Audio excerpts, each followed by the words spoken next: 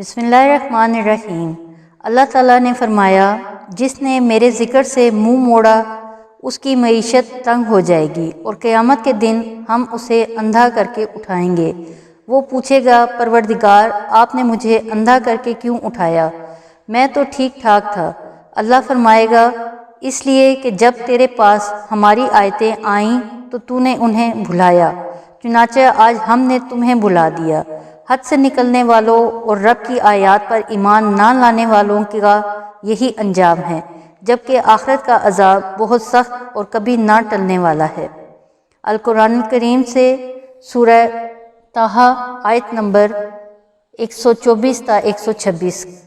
ناظرین، ویڈیو دیکھنے کا شکریہ۔ اگر آپ نے چینل سبسکرائب نہیں کیا تو ابھی سبسکرائب کر لیں، گھنٹی کا بٹن بھی دبا دیں، ہمیں اپنی قیمتی آراء سے آگاہ کریں تاکہ ہم مزید اچھی ویڈیوز بنا سکیں۔